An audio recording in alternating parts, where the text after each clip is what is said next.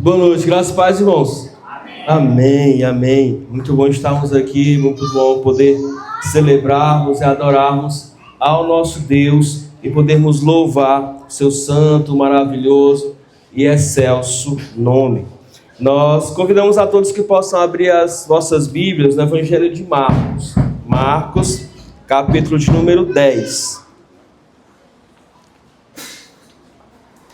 Evangelho de Marcos, capítulo de número 10, nós vamos ler a partir do versículo de número 46. Marcos 10, a partir do versículo de número 46. O tema da nossa mensagem de hoje é a cura do cego Bartimeu. Marcos, capítulo de número 10, do versículo 46 até o 52, vai dizer assim: E foram para Jericó. Quando ele então saía dali, juntamente com os discípulos e uma numerosa multidão, Bartimeu, que era cego, mendigo, filho de Alfeu, estava assentado à beira do caminho. E, ouvindo que era Jesus o Nazareno, pôs-se a clamar: Jesus, filho de Davi, tem compaixão de mim. E muitos o repreendiam para que se calasse, mas ele cada vez gritava mais alto: Filho de Davi, tem misericórdia de mim. Parou Jesus e disse: Chamai-o. E chamando então o cego, diz-lhe: Tem bom ânimo, levanta-te, ele te chama. Lançando de si a capa, levantou-se e pôs de um salto e foi ter com Jesus, que lhe perguntou: O que queres que eu te faça? Respondeu o cego: Mestre, que eu torne a ver. Então Jesus lhe disse: Vai, a tua fé te salvou. E imediatamente tornou a ver e seguia Jesus estrada afora. Amém? Glória a Deus. Vamos orar mais uma vez? Senhor nosso Deus e nosso Pai, nós, ó Deus, te louvamos, oramos e te agradecemos, ó Deus, por tudo que já fosse permitido aqui, ó Deus, fazer. Seja cantarmos, seja, ó Deus, lermos a Tua palavra, seja, ó Deus, orarmos. E agora, mediante, ó Deus, a Tua poderosa, rica e eficaz palavra, queremos, ó Deus, aquietar nossa mente, aquietar o nosso coração. Que nada, ó Deus, nenhuma notificação de celular, nenhum pensamento, ó Deus, daquilo que aconteceu antes de chegar aqui, ou daquilo que nós desejamos fazer depois que sair daqui, seja mais forte do que o desejo do nosso coração de ouvir a voz do Teu Santo Espírito, do que o desejo do nosso coração de meditar na Tua palavra e ouvir o Senhor falar diretamente conosco. Que o Senhor assim nos abençoe, que o Senhor nos direcione, que o Senhor, ó Deus, nos guarde. É a nossa oração, é a nossa gratidão, e nós a fazemos no nome de Jesus. Amém e amém. Eu preciso lembrar duas coisas dentro desse contexto. Primeiro, Jesus aqui estava num período de intenso fluxo do seu ministério. Ou seja, ele já não tinha mais tempo a sós com os discípulos ou com quem quer que fosse, porque onde ele chegava, a multidão afluía, a multidão estava ali e queria ter uma palavra, queria ter acesso à presença de Jesus, queria receber de Jesus algo para si. Segundo, nossa mensagem de hoje é um tanto quanto diferente. Não será uma mensagem expositiva comum, mas será uma mensagem expositiva textual. O que isso quer dizer? Que nós vamos versículos por versículos. Então, ao invés de 3 lições, 4 lições, como a gente compartilha, o texto que nós lemos tem 7 versículos e nós separamos 8 lições, tá? Então, se eu me estender um pouquinho, já estão sabendo disso. Primeiro, precisamos entender que Jesus, ao chegar nessa cidade, realizou o que tinha que fazer e estava para sair da mesma. E foi então nesse fluxo da entrada e também da saída de Jesus que este homem tomou conhecimento de que algo diferente estava acontecendo ali, de que algo fora da rotina dele estava acontecendo na cidade que ele morava. Ele é identificado como Bartimeu, esse é o seu nome, ele é identificado como sendo pertencente à cidade de Jericó, mas naquele dia, esse Bartimeu, que conhecia bem a sua cidade chamada Jericó, percebeu que algo de diferente não estava ali do mesmo molde de todos os dias anteriores. E esse algo diferente era a presença de Jesus que passava por ali. Mas como eu disse, nós vamos lição por lição, e no versículo 1 nos é apresentado o seu nome, Bartimeu. E Bartimeu é um nome composto, cujo prefixo Bar significa filho de. Então é como se fosse para o mundo daquela época alguém que carregasse consigo o nome do seu pai. Nos nossos dias seria alguém que provavelmente teria no acréscimo do seu nome a expressão Júnior, como nosso irmão Carlos Alberto Júnior, né? Que carrega consigo o nome do seu pai e, consequentemente, também o nome de Júnior para identificar isso. No caso, Bartimeu ele era conhecido por carregar consigo o nome do seu pai. O pai dele era o Timeu e teve um filho e colocou o seu nome nesse seu filho. Então, a gente começa por aqui. E eu queria começar compartilhando a primeira lição. A primeira grande lição desse texto para nós é que a nossa verdadeira identidade só vem de Deus. Amém? Amém. Olha, percebam que Bartimeu é alguém que nasceu para carregar o nome do seu pai. Olha, é o filho do Timeu. Mas mais do que isso, ele nasceu com uma deficiência física que também fazia com que as pessoas o identificassem facilmente. Então, além de ser reconhecido como filho do seu Timeu, ele também era reconhecido como o cego de Jericó. Percebam que por toda a vida, para além de perder a visão, Bartimeu perdeu também a sua identidade. Porque as pessoas, de certo, não o conheciam quem ele era profundamente. Não conheciam a sua pessoa, não valorizavam a sua personalidade, mas a sua cegueira e a sua filiação, ou seja, o fato dele ser filho do seu Timeu. Trazendo para os nossos dias essa ideia, a gente precisa entender que as coisas que nos acontecem não definem quem somos. Vou repetir. As coisas que nos acontecem não definem quem somos. Não define a nossa identidade. Deus pode te chamar por um novo nome. Deus pode transformar a sua vida. Jamais permita que as circunstâncias definam quem você é, porque a sua verdadeira identidade vem do Senhor, o seu Deus. Do Senhor, o seu Deus. E é isso que a gente precisa crer, é nisso que a gente precisa se apegar, é com essa fé que nós precisamos viver a vida com Deus. Veja exatamente o que aconteceu. Bartimeu carregou consigo por toda a vida até esse encontro com Jesus, essa identidade, mas agora ele tem a sua vida mudada.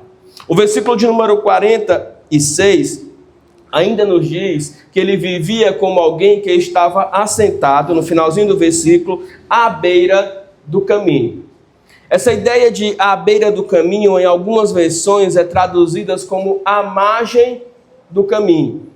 Isso significa que Bartimeu, em determinado momento, chegava, se assentava ali à beira do caminho e as pessoas iam e viam. As pessoas entravam e as pessoas saíam de Jericó, porém ele, Bartimeu, não ia a lugar nenhum, porque ele simplesmente não estava no caminho. Ele estava na lateral do caminho. Ele estava marginalizado, ou seja, à margem desse caminho. E quem está à margem do caminho não caminha para lugar nenhum.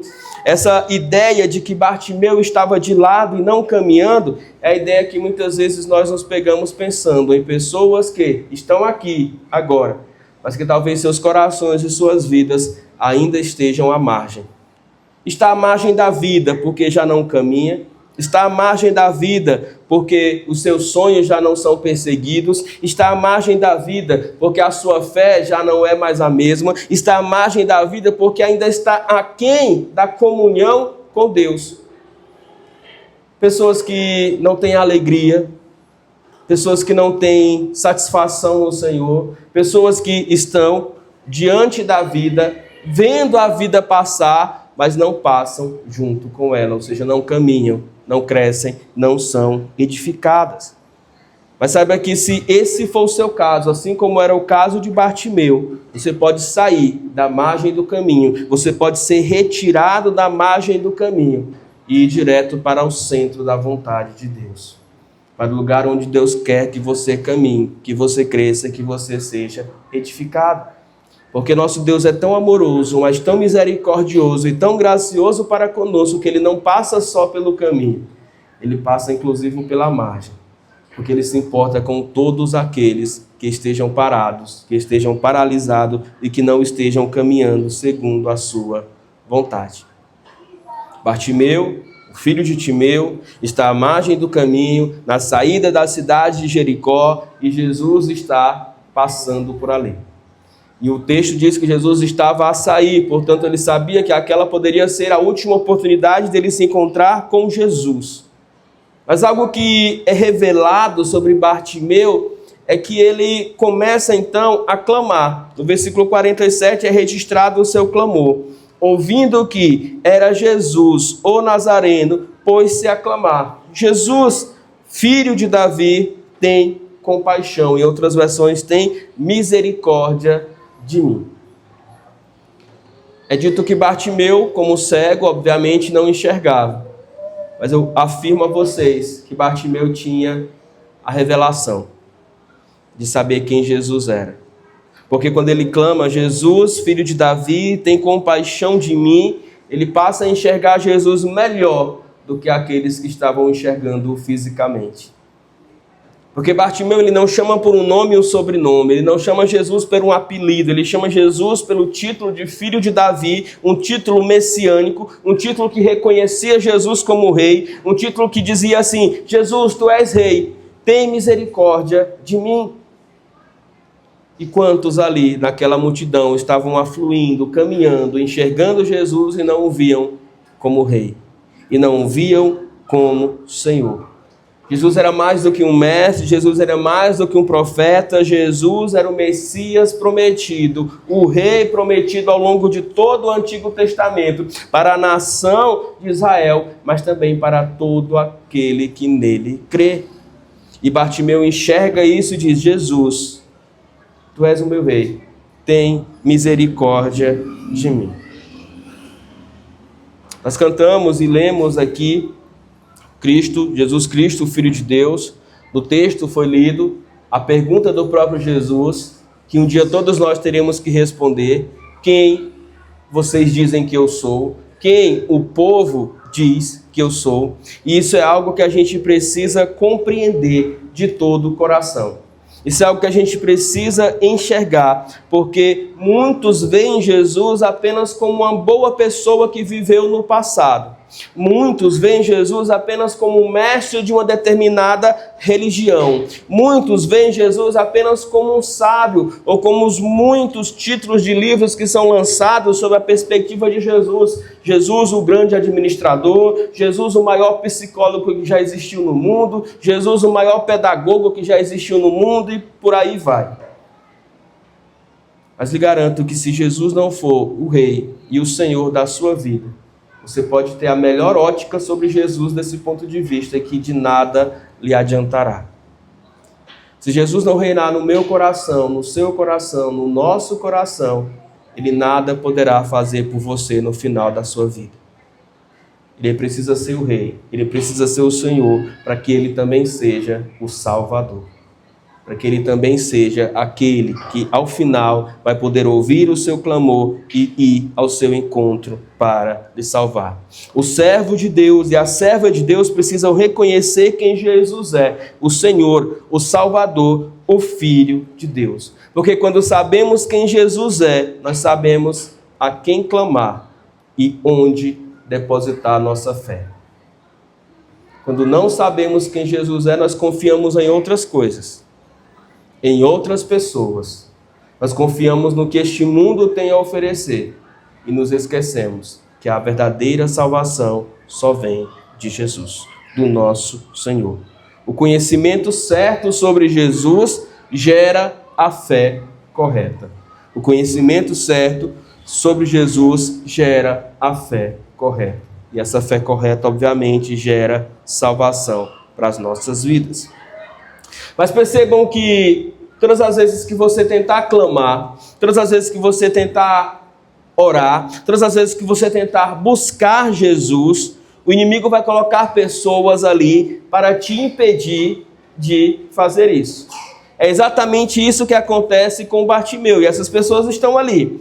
E ele então clamava: Jesus, filho de Davi, tem misericórdia de mim. Jesus, filho de Davi, tem misericórdia de mim. Mas percebam que no verso 48 diz assim: muitos o repreendiam para que se calasse. Muitos repreendiam para que se calasse. Irmãos, nós não estamos falando de um ambiente como esse aqui, que qualquer barulho pode nos retirar a atenção. Nós estamos falando de uma cidade, de uma entrada de uma cidade e de Jesus caminhando, sendo seguido por uma multidão. Enquanto os irmãos se confraternizavam e desejavam paz do Senhor, a graça e a paz uns para os outros aqui no momento de comunhão, o barulho subiu, porque os irmãos estavam caminhando e estavam falando. Agora imagine uma multidão caminhando atrás de Jesus.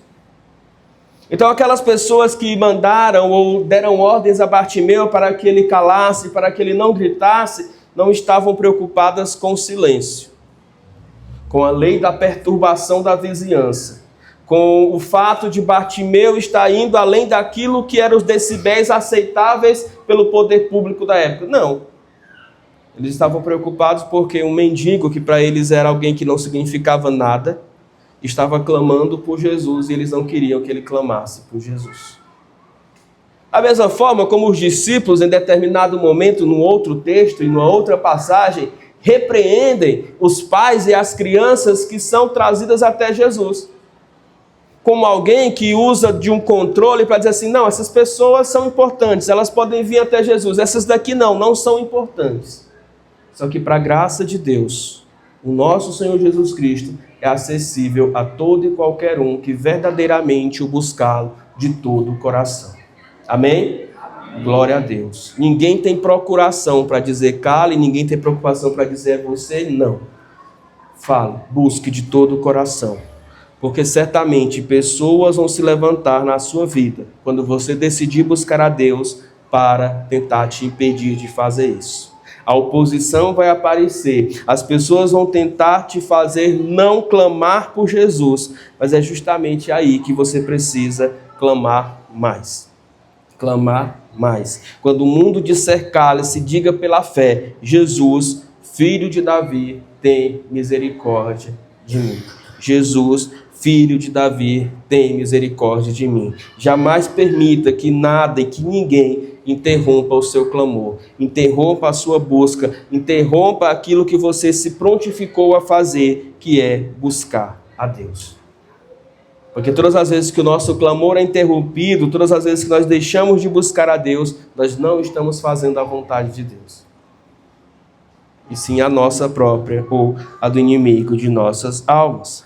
Aqueles que desistem em meio aos barulhos, aqueles que desistem em meio às distrações, aqueles que desistem em meio à voz de acusação daqueles que nos mandam calar, jamais alcançarão a bênção daqueles que continuam perseverantes na busca pelo Senhor. Sabe por quê? Porque quando clamamos, quando buscamos a Deus, quando buscamos de todo o coração, Ele nos ouve. Amém? Não só nos ouve, como Ele nos responde. Versículo de número 49. Parou Jesus e disse: chamai-o. E então chamaram.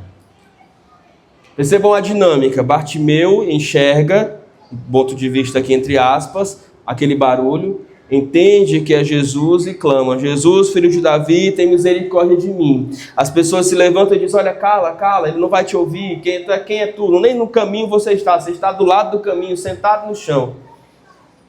Então ele grita mais alto: Jesus, filho de Davi, tem misericórdia de mim. E esse Jesus ouve, e esse Jesus para, e esse Jesus manda chamá-lo. A versão que eu anotei aqui diz: parou Jesus e disse: chamai-o. E então chamaram. E assim ele foi até Jesus. Eles foram até Bartimeu e disseram: tem de bom ânimo, levanta-te, porque ele está a te chamar. Em outras palavras, o clamor de Bartimeu fez com que Jesus parasse aquele momento de caminhar. O clamor de Bartimeu fez com que Jesus parasse. E essa não foi a primeira vez que Jesus parou mediante o clamor e a busca de alguém. Eu não sei se os irmãos lembram, mas há um determinado chefe da sinagoga, chamado Jairo, que está com a sua única filha muito doente, com a previsibilidade muito grande ali de morte, de chegar a óbito, e ele vai desesperadamente atrás de Jesus. E Jesus está mais uma vez no meio da multidão. Ele encontra Jesus, ele diz: Jesus, minha filha, minha única filha está doente, eu creio que o Senhor pode curá-la, vamos até a minha casa. E Jesus então se predispõe a sair dali do meio da multidão e ir até a casa de Jairo para curar a menina. Só que quando Jesus começa a caminhar juntamente com sua comitiva dos discípulos e juntamente com o próprio Jairo, alguém lhe interrompe. Por quê? Porque uma mulher com fluxo de sangue de há mais de 12 anos, também manifestando fé em Jesus, diz consigo mesma: se eu conseguir pelo menos me aproximar dele a tal ponto de tocar nas suas vestes, eu creio que serei curada. E ela faz exatamente isso, se aproxima, quebrando todas as leis de impureza que exigiam que ela ficasse em casa, que exigiam que ela não ficasse no meio da multidão, quebrando as leis sacerdotais, porque uma mulher jamais poderia se aproximar de um sacerdote. Ela coloca tudo isso de lado pela fé, toca na veste de Jesus e Jesus para. Sabendo da emergência de Jairo, ele para. E os discípulos então olham atônitos e dizem: Jesus, alguém me tocou. E ele pergunta para os discípulos: quem me tocou? O discípulo: Senhor, você está no meio da multidão, você está caminhando entre pessoas que estão te apertando. Como você pergunta? Ele diz: não foi um toque normal, porque eu senti que de mim saiu virtude, ou seja, de mim saiu algum tipo de poder curador, transformador, manifestador. Jesus faz aquilo porque a cura daquela mulher não era apenas a questão física, na qual ela já tinha alcançado ao tocar a orla da sua veste, mas era também uma questão de reintegração daquela mulher à sociedade, de apresentar a ela para as pessoas como curada, de apresentar a ela ao sacerdote como curada, para que ela pudesse ter a sua rotina de vida retomada. E é isso que ele faz. Mas nesse inteirinho, ou seja, nesse intervalo, ele começa então a sua caminhada de novo. Mas quando chega na casa de Jairo, a filha dele estava morta. Ele então se propõe a ressuscitá-la, coisa que ele faz. Mas o fato é que aqui, mais uma vez, Jesus para. Jesus era alguém de uma agenda extremamente ocupada, alguém que tinha muito e sempre o que fazer. Mas ele para. As pessoas param e se espantam, obviamente, com a parada dele, e ele olha para as pessoas e diz: ei, chamem aquele que está gritando: filho de Davi, tem misericórdia de mim. E eu abro um parêntese aqui para imaginar as mesmas pessoas que provavelmente mandaram aquele homem calar a boca, talvez agora tiveram que ir lá e dizer: ei, o mestre está te chamando.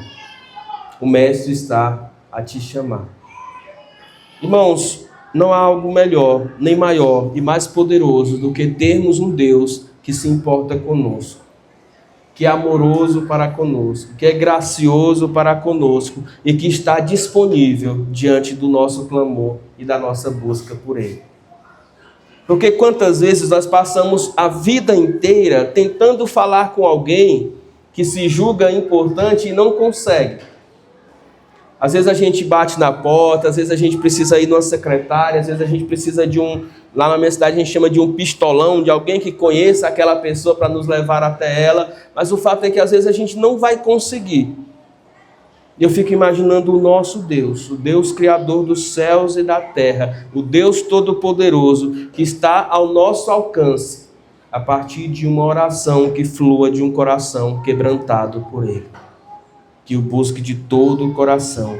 Pode até parecer nas horas da nossa angústia, pode até parecer na hora da nossa aflição, pode até parecer na hora que o problema está ali gigantesco na nossa frente, que Deus está longe. Mas saiba que Ele não está. Ele está ao seu alcance. Basta clamar, basta buscar, basta orar. Pode parecer que Deus está distante, mas Ele nunca está distante demais ao ponto de não ouvir as nossas orações. Pelo contrário, Ele nos ouve e Ele responde conforme a sua vontade. Não só responde, como Ele nos chama pelo nome. Não só nos chama pelo nome, como nos traz para perto. Não só nos traz para perto, como transforma radicalmente a nossa vida. O nosso coração a nossa existência. Porque quando Deus nos chama para perto dele, é para mudar a nossa vida de direção. E é exatamente isso que acontece. Continue comigo no texto, versículo de número 49. Jesus parou e disse: chamai-o. E chamaram então o cego, dizendo: tem de bom ânimo, ou seja, já alegre-se, levanta-te, porque o mestre te chama. E aí há mais uma lição de Bartimeu que ele nos ensina. Versículo de número 50 diz: lançando de si a capa, levantou-se de um salto e foi ter com Jesus. Existem vários momentos em que essa expressão, ou que essa peça aqui da indumentária de vestimenta do mundo daquela época é citada. Por exemplo, no Antigo Testamento, na chamada do profeta Eliseu, para ser um aprendiz do profeta Elias, ele pede: Senhor, que o Senhor me ajude, que o Senhor me ensine, que o Senhor me dê porção dobrada daquilo que o Senhor tem. E Elias, de uma maneira simbólica ali, passa sobre ele e passa-lhe a capa. Então existe essa capa profética, essa capa de chamamento, de vocacionado. Pela manhã, nós que estivemos aqui, ouvimos da mensagem que falava sobre o Jesus, o servo humilde que nos ensina 4 lições, que Jesus, para cingir e se com pano, para tomar a bacia, para lavar os pés dos discípulos, primeiro ele tirou a sua capa, e a capa de Jesus representava o Senhor que ele era, o mestre que ele era. Mas a capa de Bartimeu, ela não era nem a capa de Elias o profeta, nem a capa de Jesus o mestre e Senhor. Ela era a capa do mendigo, do cego. E talvez fosse o único bem que aquele homem possuía. Era aquilo que o identificava no meio dos cidadãos de Jericó como sendo aquele que ficava à margem do caminho. Essa capa talvez fosse a sua única proteção contra o sol do meio-dia ou contra o frio da meia-noite. Essa capa era o que ele usava para identificá-lo como um esmoléu. Alguém que dependia da ajuda dos que passavam por Jericó, seja para entrar, seja para sair. Então essa capa para ele era uma boa representação daquilo que era a sua vida. Mas eu volto para o texto, versículo 50, não se perca, e eu vejo que Bartimeu não faz muito caso dessa capa diante daquilo que ele estava para fazer. Percebam, lançando de si a capa, ou seja, jogando ela um pouco para longe, levantou-se de um salto, ou seja, deu um pulo e ficou em pé, e foi ter com Jesus. Irmãos, não esqueçam de um grande detalhe: ele era cego. E ao lançar a capa de si, ele se afastou dela. E é como quem diz: eu não vou mais precisar dela. Eu não vou mais precisar dessa vida. E nem que eu a perca, e nem que eu a não encontre mais. Encontrar-me com Jesus é mais importante do que depender dessa capa, do que viver com essa capa. E aqui eu abro um ponto muito importante, irmãos, porque muitas pessoas querem se encontrar com Jesus, mas poucas estão dispostas a abrir mão de algo da sua vida atual. E eu dizia lá em casa, meditando sobre isso, conversando com a minha esposa, que as pessoas querem Jesus. Se eu perguntar aqui quem quer Jesus, é unanimidade, eu creio. A maioria, se não todos, queremos. Mas quantas vezes nós queremos abrir mão de algo para seguir Jesus mais de perto? Essa é a verdadeira diferença entre os discípulos de Jesus e aqueles que apenas ficam animados pelo desejo de querer Jesus. Porque para andar com Jesus, para viver com Jesus, não dá para abraçar as coisas deste mundo, irmãos. Porque para ser um verdadeiro servo de Jesus, não dá para viver os costumes e as práticas deste mundo. Porque para estar com Jesus na nossa vida, não dá para não abrir mão de algo. O começo do discipulado, da vida com Deus, da vida com Jesus, é o quê? Negue-se a si mesmo. Tome a sua cruz e siga a Jesus. A gente se esquece dos 2 primeiros e lembra só do siga a Jesus. Eu quero seguir Jesus. Mas se esquece de negar-se e esquece de tomar a nossa cruz. Então, se você está disposto a seguir Jesus e a viver com Jesus, esteja pronto para abrir mão de algo. Esteja pronto para abrir mão de algo na sua vida. Porque Deus muitas vezes só vai agir nela depois que você largar a mão dessas coisas. Depois que você abrir mão dessas coisas, depois que você deixar essas coisas irem embora. Deixe para lá o medo, deixe para lá o orgulho, deixe para lá o pecado ou as falsas seguranças. Porque Deus é capaz de mudar a sua vida por completo. Somente aquele que solta a capa velha é que vai receber vestes novas para a glória de Deus. Enquanto você estiver agarrado com a capa velha, com as coisas velhas, Deus não vai te dar novas vestes. É isso que Bartimeu diz ao deixar a sua capa de lado. E quando ele então se encontra com Jesus, no versículo 51, Jesus o pergunta o que ele quer. Percebam, versículo 51, perguntou-lhe Jesus, o que queres que eu te faça? Respondeu Bartimeu, que ainda é marcado aqui como cego, mestre, que eu torne a ver. Que eu torne a ver. Irmãos, diante de Jesus, nós precisamos saber o que queremos. Diante do nosso Deus, nós precisamos saber o que queremos, porque Deus se agrada de orações sinceras e específicas. Orações verdadeiras. Bartimeu não pediu outra coisa, senão exatamente aquilo que ele precisava e aquilo que ele queria. Pergunte a si mesmo, o que você realmente quer que Jesus faça na sua vida? Pergunte a si mesmo o que realmente você quer que Deus faça na sua vida. Porque a fé é capaz de fazer com que Deus lhe dê exatamente isso. O apóstolo Tiago, ao escrever a sua epístola, ele diz, olha, vocês pedem, e pedem bastante, mas não recebem, porque pedem mal. Ou seja, porque não sabem pedir. Porque diante de Deus, todos os dias, em oração, a gente está perdendo tempo, pedindo coisa errada. Pedindo aquilo que Deus não quer para a nossa vida. Perdendo tempo. Pedindo e fazendo orações que não têm sentido, segundo a vontade de Deus. E é isso que Bartimeu nos ensina, Senhor, eu quero ver. Eu quero ter a minha visão transformada e restaurada. E é isso que Cristo lhe concede. Versículo 52. Então Jesus lhe disse, vai, a tua fé te salvou. E imediatamente ele tornou a ver. Amém?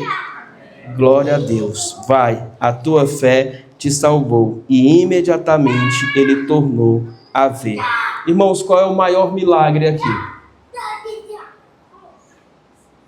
A resposta óbvia de todos nós é, um cego passou a enxergar. Mas não é esse.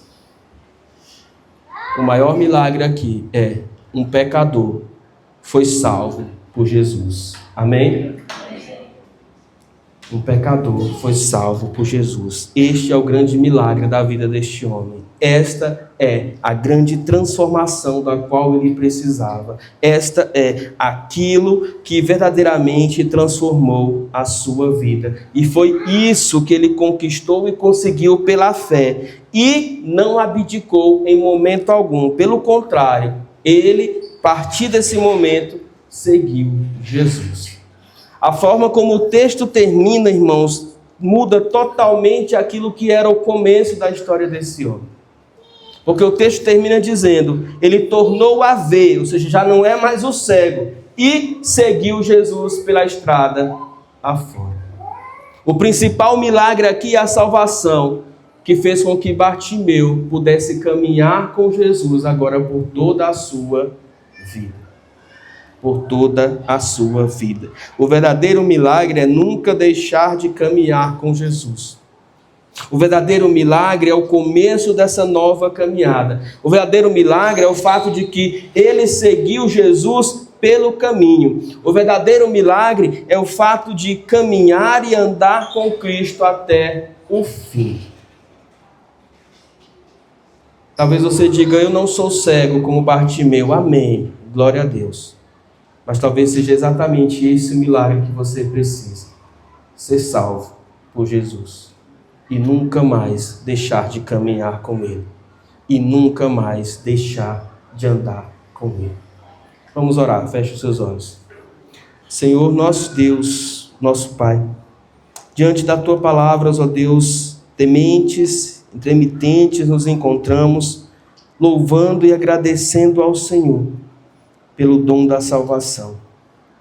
Por ter o Senhor parado, ó Deus, o seu caminhar, por ter o Senhor, ó Deus, parado, ó Deus, naquele momento, a multidão que afluía seguindo ao Senhor, para se importar com um homem, ó Deus, aparentemente diante dos outros, sem importância. Um homem que até aquele momento da sua vida talvez nunca tivesse, ó Deus, se encontrado com alguém tão importante, que era conhecido por carregar o nome do seu pai, que era conhecido por ser um esmoléu à beira da estrada, que era conhecido por não ir para lugar nenhum, mas sempre ver os outros indo e vindo. Pai, nessas horas, ó Deus, nós nos lembramos de nós. O Senhor também parou um dia para escutar o nosso clamor, para visitar, ó Deus, as dúvidas, as incertezas, os pecados do nosso coração, e declarar-nos: filho, filha, a tua fé em mim te salvou. E é um privilégio que temos, ó Deus, depois disso caminhar contigo, seguir ao Senhor, estar, ó Deus, servindo ao Senhor. Mas, ó Deus, eu também oro por aqueles que ainda não têm essa certeza em seu coração, por aqueles que ouviram, ó Deus, essa palavra, e por aqueles como Bartimeu que de alguma maneira ainda se sentem parados, à margem, precisando verdadeiramente caminhar contigo. O Senhor está aqui. O Senhor está os visitando a cada um nessa hora. E o Senhor está dizendo: venha ao meu encontro. Venha ao meu encontro, porque a tua fé em mim pode te salvar. É isso que nós oramos, é isso que nós cremos. E no nome de Jesus, nós agradecemos. Amém e amém. Essa igreja continue orando e te convido, amigo, amiga, visitante, que entendeu essa mensagem e que entende que essa mensagem diz respeito à sua necessidade. Você, graças a Deus, enxerga. Você, graças a Deus, tem visão. Mas a verdadeira visão é aquela que enxerga pelos olhos da fé. É aquela que vê Jesus passar e o reconhece não apenas como um grande homem, mas como um Senhor e Salvador da vida. E é isso que eu te pergunto se tu queres fazer agora. Aceitar a esse Jesus como Salvador da tua vida. E se esse é o desejo do seu coração, eu te peço para levantar uma das suas mãos. Eu quero orar por você. Eu quero dizer, assim como Jesus disse para Bartimeu: a tua fé te salvou. A tua fé trouxe salvação à sua vida. Para que você não se sinta mais parado, para que você não sinta mais a sua vida estagnada, mas para que a sua vida tenha propósito. Aquele homem, naquele momento em diante, não era mais alguém que estava à margem, mas alguém que estava no caminho. E o próprio Jesus diz: eu sou o caminho, a verdade e a vida. O único caminho para o Pai. Se esse é o desejo do seu coração, pode levantar as suas mãos que eu quero orar por você. Mas você também pode falar comigo ao final deste culto, para que a gente também ore pela sua vida e clame ao Senhor pela sua salvação. Amém? Vamos ficar de pé todos, vamos orar mais uma vez, agradecendo a Deus por este culto, lembrando o convite que a irmã Alexandra compartilhou aqui das mensageiras ao final do culto, que confeccionaram com muito carinho e alegria, né? Aprenderam a confeccionar esses biscoitos, estão ali disponibilizando para que a gente possa comprar e ao mesmo tempo ajudá-las na compra das camisetas para a passagem de etapa ali das mensageiras. O Ministério de Mensageiras do Rei, o Ministério de Embaixadores do Rei, eles têm escalas, eles têm passagens que eles vão passando postos a postos, e vão avançando, e para cada um momento desse a gente faz um culto, a gente faz aquela celebração, e elas querem estar aqui todas vestidas, bonitas, numa camisa só, né, num modelo de camisa só, para celebrarem ao Senhor naquele dia, e o que a gente puder fazer para ajudar, nós vamos fazer. Amém? Oremos. Senhor nosso Deus e Pai, agradecemos, ó Deus, ao Senhor por cada louvor, por cada oração, por cada, ó Deus, momento em que aqui, ó Deus, neste culto público ao Senhor, podemos, ó Deus, adorar o Teu nome. Te agradecemos, ó Deus, porque para nós é um privilégio, ó Deus, para nós é uma alegria. Nós contamos as horas, ó Deus, para estarmos na Tua presença e na presença dos nossos irmãos, porque entendemos que cada vez que estamos aqui, ó Deus, nós estamos de alguma maneira refletindo aquilo que será, ó Deus, a nossa eternidade, junto dos nossos irmãos, adorando ao Senhor na beleza da Tua santidade.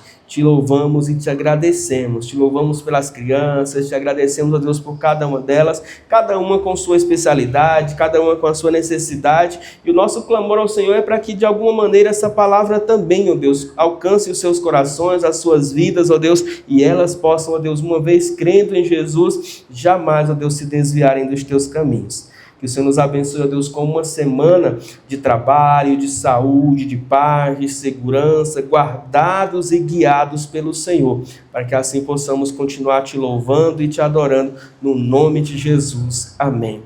Que o nosso Deus, que a graça maravilhosa do nosso Senhor Jesus Cristo, a comunhão e a consolação do Espírito Santo sejam com todos vós, hoje e sempre. Amém. Amém. Vamos nos assentar, vamos orar silenciosamente, depois conversarmos e nos despedirmos em paz e também aproveitarmos os biscoitos ali oferecidos pelas mensageiras.